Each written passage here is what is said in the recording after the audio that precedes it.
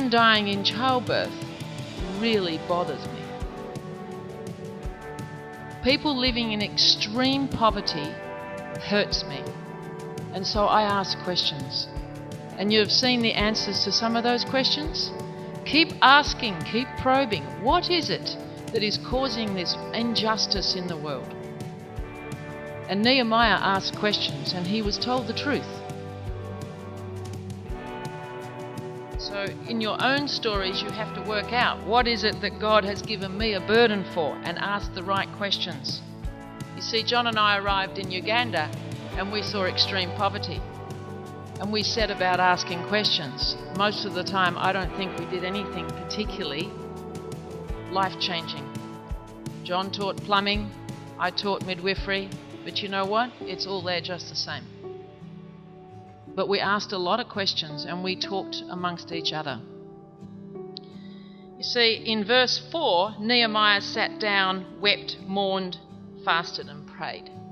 And if you have a serious burden for something, it is going to hurt you so much that it will not lift you. It will not ever leave you. It will go night and day, night and day, night and day. It is like a tape recorder in here. Night and day, night and day. And that's what happened to me. I couldn't shift this problem of extreme poverty. In 2009, I came to Uganda as a midwife, and what I found was needless maternal death, abandoned babies, children and teenage mothers living on the street.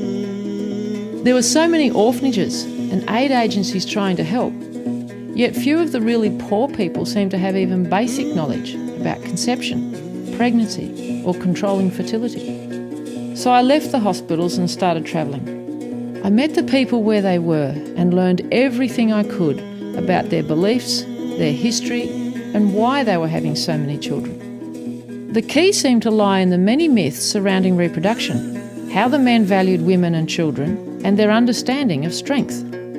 For men in Uganda, strength was measured by the size of your family. It was clear that if change was to come, men would have to be a driving force in that change. So, working with the locals, we wrote down all the knowledge that was seen as most important to the future of Ugandan families. And that was how Wise Choices for Life began. We started a series of workshops on reproductive health, teaching a combination of practical medical knowledge and God's purpose and value for each life.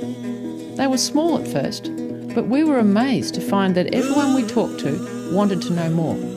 They were so hungry for answers and to gain understanding. We taught about puberty, sex, conception, pregnancy, relationships, family planning, gender roles, and critical thinking, leading to wiser decisions for their future. For the first time, people were discussing the why of Uganda. Using discussion, reflection, and dramas in an open atmosphere, they were free to question traditional myths and practices. And then once they completed the workshops and passed an exam, they could buy a training kit with charts and models, tools to pass the knowledge on to others. You can see in their eyes that something really exciting is happening, and the demand for these workshops just keeps growing.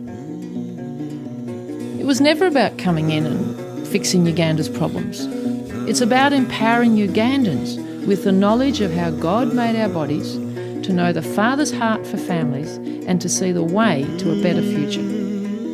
Choice over your fertility leads to choice over so many other circumstances in life. And while knowledge alone can't change behaviour, a combination of life skills and a changed worldview on the value and purpose of every life can. Wise Choices for Life is not a quick fix solution. It's long, hard work that takes generations. But it's working. You can see the men shifting their thinking and the women filled with a new hope as they realise they can choose the size of their family. And it's happening right now, all over Uganda. I try not to regret, but if I was in Wise Choices before, I would have had only maybe 4 children. I would have not popped many, pop like that.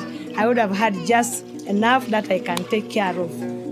So we invite you to partner with us and treat the causes of intergenerational poverty.